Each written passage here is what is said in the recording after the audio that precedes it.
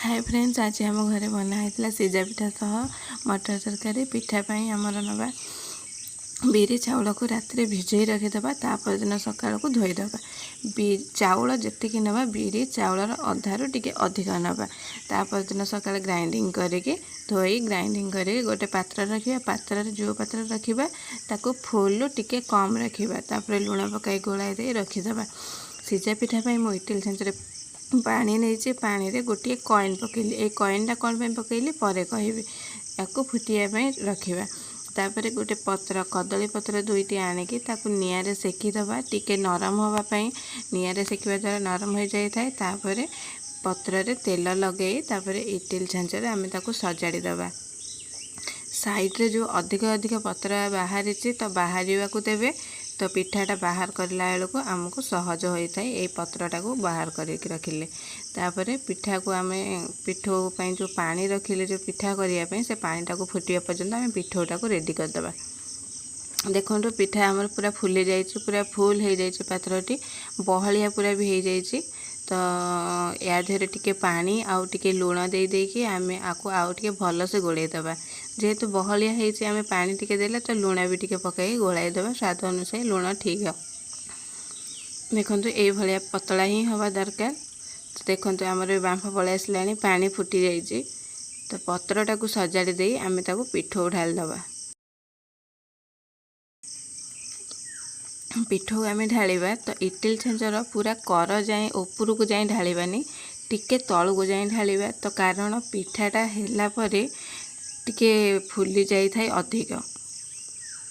देखंतु एबे आमे कवर करदेलु ढालिकी। तो एबे देखंतु बाहर करिबा। देखंतु टिके फुली जाइछि। तो आमे जेतिके तलू को देइथिलु ता ऊपर को बहुत ऊपर को पळै आछि फुलेगी। ताको आमे बुलेई दबा।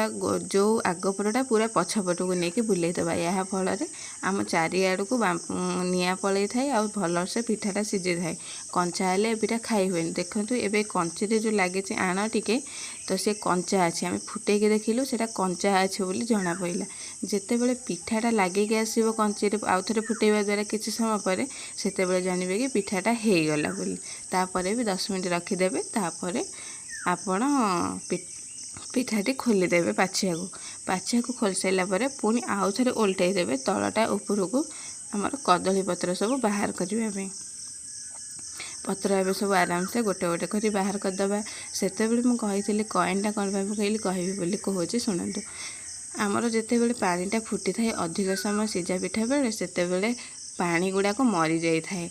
तेणु आम ये कॉइनटा पकईले पानी फुटवा द्वारा कॉइनटा ऊपर को आउ तलू को होता है, जहाँफल आमर पानी अच्छी कि नहीं जना पड़ो। जदि कॉइनटा न शुभ साउंड ताहले आम जानिबा कि पानीटा मरी जाइए बोली।